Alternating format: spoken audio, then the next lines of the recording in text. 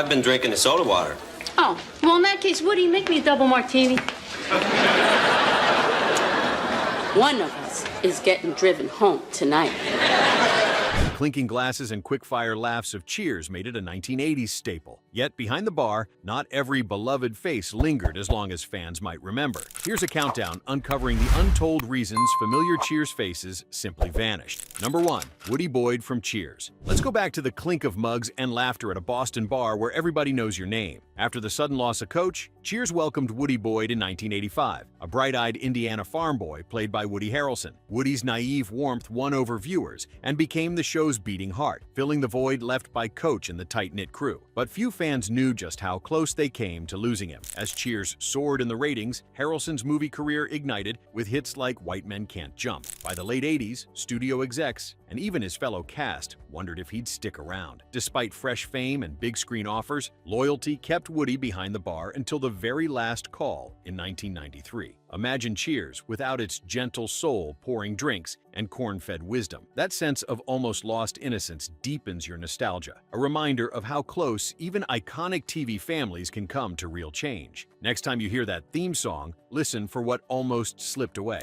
Number 2. Paul Krapence from Cheers. The sound of clinking glasses, Norm's familiar stool, and Sam Malone's easy charm. These are the heartbeats of Cheers. But right in the mix sat Paul Krapence, the lovable and slightly befuddled regular, played by Paul Wilson. Fans first saw him in the early episodes, but it was after Season 8's cast shakeups, when familiar faces left or took a backseat, that Paul began popping in with his dry one-liners and quiet presence. As the show forged ahead on NBC, focusing on bigger arcs and main characters like Rebecca and Woody, Paul's time on screen quietly shrank. By the time the final season rolled out in 1993, that spot at the corner of the bar often looked emptier without him. Still, for those who remember the way he'd chime in with a perfectly timed comment, Paul's presence lingers like the laughter echoing through the bar. Sometimes the best flavors in a classic recipe are the easy-to-miss ingredients. Number 3. Loretta Tortelli from Cheers. The jangle of laughter, catchy theme, and steady parade of oddballs, Cheers delivered it all. But blink, and you might have missed Loretta Tortelli, played by Jean Cassem. Her big hair and wide-eyed innocence were a perfect match for Nick Tortelli, Carla's ex-husband, making Loretta a scene-stealing fixture through the mid-1980s. What? Oh no, this is going to complicate things.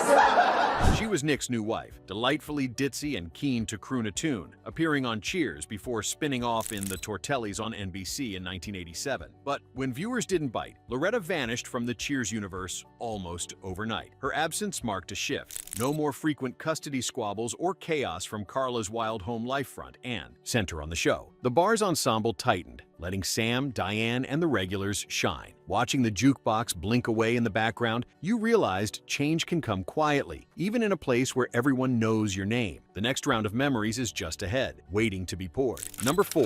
Nick Tortelli from Cheers. You could always hear Nick Tortelli before you saw him, swaggering into that Boston bar, sleazy as ever, hoping for yet another chance with Carla. Played with oily charm by Dan Hedaya, Nick bounced in and out of Cheers in the early 80s, stirring up Carla's chaotic home life. But things changed in 1987. NBC gave Nick his own show, The Tortellis, hoping more hijinks from Carla's ex would catch fire. Audiences didn't bite. After just 13 episodes, Nick was out of his own sitcom and out of Carla's storyline. With Nick written away, Carla's wild home scenes faded, giving the bar's regulars and their legendary banter the main stage again. For Dan Hedaya, the short-lived spin-off was just a blip. But for Cheers fans, Nick's departure marked the end of those unpredictable home visits. The bar felt cozier, maybe a little quieter, as Cheers refocused on the familiar faces you grew to love. Sometimes absence really does make the heart grow fonder, or at least the punchlines sharper. Number 5. Harry the Hat. Gitas from Cheers. You could almost hear the jangle of Harry's coins before you saw that sharp grin walk through the Cheers door. In the early 80s, Harry the Hat Gittes, played by Harry Anderson, was Boston's slickest con man, a magician with pockets full of card tricks and a tongue quick enough to outfox even Sam Malone. From the show's debut in 1982, Harry popped up just when you least expected, hustling the regulars and leaving everyone laughing, even if their wallets were a little lighter. But as Night Court took off and Harry Anderson's star rose, his appearances dwindled. The producers decided to double down on the everyday drama and friendships among the bar's regulars, slowly phasing out recurring oddballs like Harry. By the time he vanished, all that remained were wild tales of his latest scam, and maybe a lingering suspicion whenever a stranger sat too close to your beer. His exit was quiet, but the memory of his magic and mischief still lingers like last night's last call. Let's pause for a second. Did you ever try practicing a magic trick after watching someone like Harry the Hat pull one over on Cheers? Or maybe you had a favorite quirky guest star from your own childhood TV nights? Share your stories below. Number 6. Andy Andrew Schroeder from Cheers. Few sitcom guest stars made an entrance quite like Andy. On Cheers, he burst onto the scene as the lovable yet unpredictable ex-con portrayed by Derek McGrath.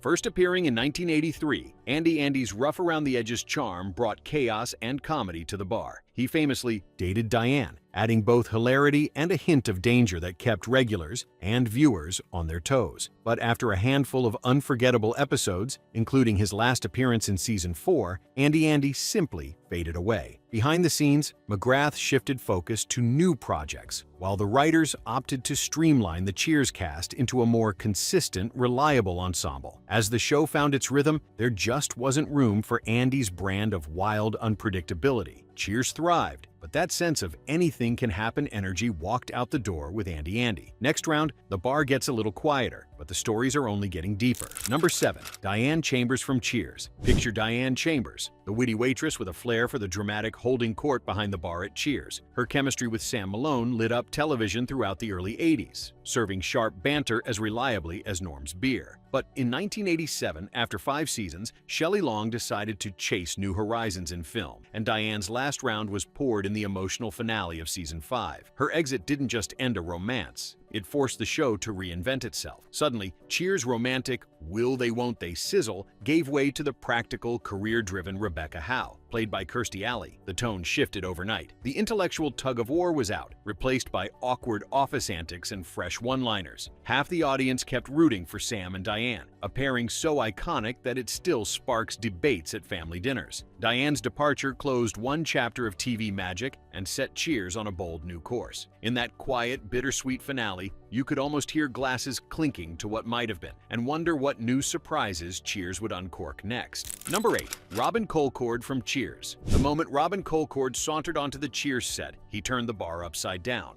Played with sly English charm by Roger Rees, Robin entered the scene in Season 7 as a debonair, high-stakes millionaire. He wasn't just a love interest, Robin was a disruptor, always plotting and scheming in the shadows of those dark Boston evenings. The tension between him and Sam Malone, and his conniving romance with Rebecca Howe, made for some of the series' juiciest escapades. But by Season 9, the fizz faded. Producers decided Cheers needed to get back to the basics: the banter, the friendships, the clink of mugs. Roger Rees departed, and Robin's story ended almost overnight, with the once mighty mogul carted off to prison.